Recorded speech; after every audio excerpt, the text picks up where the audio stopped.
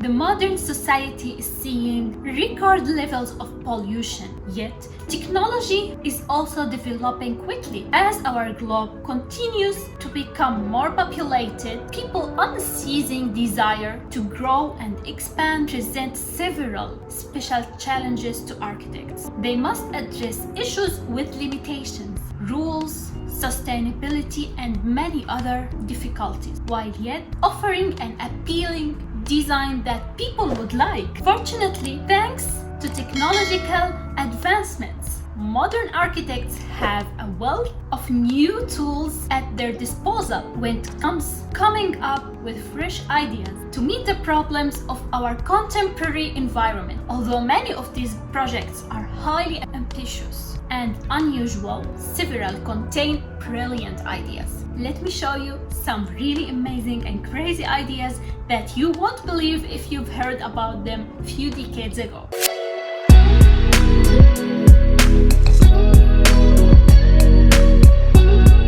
Hey everyone, and welcome back to Tips with Mona. My name is Mona Abu Fayyad. I'm an architect and a designer. On this platform, I explain some architectural and designing content. If you're new to my channel, please subscribe, like, share, comment, and hit the notifications bell on so you can get notified whenever I upload a video. But for now, let's start our exciting video. The first project that we have is called the Earthships. It was done by an architect who is called Mark Reynolds. So sustainability is a topic on which many people are currently reflecting, but architect Mark Reynolds took it to a completely new level. He started by constructing one Earthship, which he dubbed Adwell, in the New Mexico desert, and it has grown significantly since then. He intended to use recyclable materials and create a home that would allow people to live completely off the grid to meet all their needs. Old tires that have been filled with dirt to transform them into building blocks are used to construct all of his Earthship. Old aluminum cans are valuable resources for his structures as well. He carefully positions the house and the windows to optimum orientation towards the sun in order to make them sustainable. As a result, they are kept cold in the summer and warm in the winter. Reynolds claims that the Earthships often maintain a constant temperature of around 70 degrees Fahrenheit, which is 21 degrees Celsius, and that's all year round. Also, rainwater is being collected to help the human needs, and solar panels are used to generate electricity. People there raise fish as well as fruits and vegetables for food. Reynolds praises the benefits of recycling waste in order to give people a way of living that is truly sustainable. Reynolds leads what seems like a simple life, but he is also able to use Wi-Fi and watch television like other people, and all of this is because of the solar panels that he is providing. And the second crazy idea that I'm gonna talk about is the ski parks. Well, I know that this is not a very new idea, but if you think about it, you would find it really interesting, because most skiers assume that in order to enjoy the sport, they will need to either stop when it is summer or travel to another location. Well, desert residents must simply accept the fact that they will not be able to ski in their country forever, if that's the case. Well, that was before the idea of indoor ski parks, because now indoor ski parks are a commonplace. A $400 million indoor ski park with 5 different slopes, rental equipment for every kind of snow sport imaginable, and instruction classes so that people who have never been to ski parks or snow in their lives can learn to ski. In this way, they will be able to learn before going down to a big slope. All of this was built in Dubai. Dubai which is a city that is well known for the insane architectural projects such as Burj Khalifa and many others. The park's scope is really amazing. The indoor park has the size of 3 whole sports arenas, and the ski runs use metal tubes that can reach heights up to 25 stories. High pressure water is utilized to assist manufacture the artificial snow that is used for the indoor slope, and the park's interior is carefully maintained to maintain the necessary freezing temperatures. Make sure to visit it next time you're in Dubai.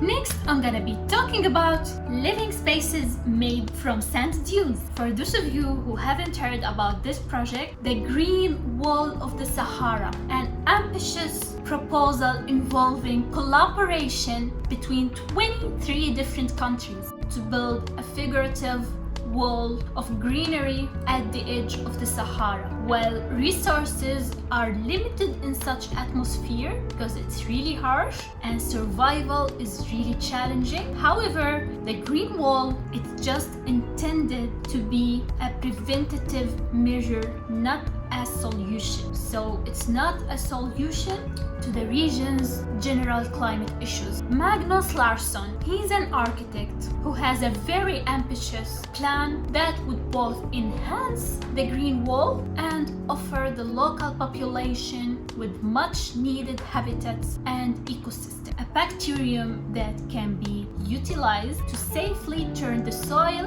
into a solid substance was recently discovered at UC Davis. Even though it can act on sand, this microbe was previously only thought to be useful to support building, especially during earthquakes. The green wall sand is intended to be transformed into strong living areas and walls using Magnus Larsson's microbe. As a result, the green walls trees would be supported, desertification would be stopped, and living spaces would be created. And now we have the idea of the arcology. Architect Paolo Soleri coined the term of arcology, which is a combination between architecture and ecology. And arcology was intended to have zero effect on the environment. A city that is completely at one with nature was intended as an arcology rather than just a single house. He thought that in order to achieve this balance, we needed to get rid of private transportation inside the arcology and replace it with high-speed public transportation that used environmentally friendly high-speed rail system. And solar panels would produce heat, energy, and sunshine for crop production. And any wastewater would be recycled as often as feasible for plant fertilization. Arcologies are commonly modeled as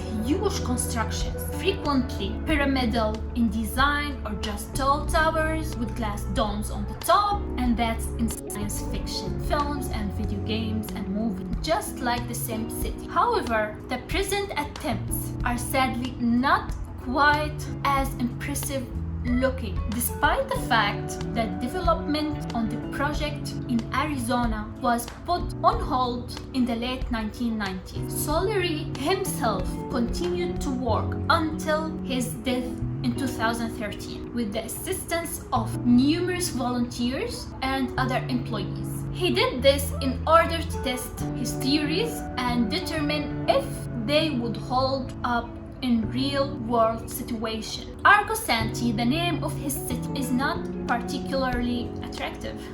The result is more of a collection of mostly sustainable buildings scattered over the desert because he was never able to secure the funds that he truly required. Although Arcosanti was never intended to be complete arcology, some Abu Dhabi-based investors wanted to build their own, which they wanted to call Masdar City. So instead of being a massive skyscraper with a dome, the city is a vast metropolis with high-speed personal and public transportation that uphold environmental sustainability. Russia has also given the Crystal Island Arcologies project some thought. The plan was to build a giant spire-like building that would have been the sixth tallest building in the world, capable of housing entire ecosystem and use its immense height and crystal light to harvest sunlight energy. Unfortunately, a lack of finance forced the project to stop, so the Russia project was shelved forever. These are some of the most amazing projects that I found on the internet. If you want me to talk more about other projects, just mention that in the comment section below. Don't forget to subscribe, like, comment, share, and hit the notifications bell on so you can get notified whenever I upload a new video. But for now, I'll see you in the next one. Bye!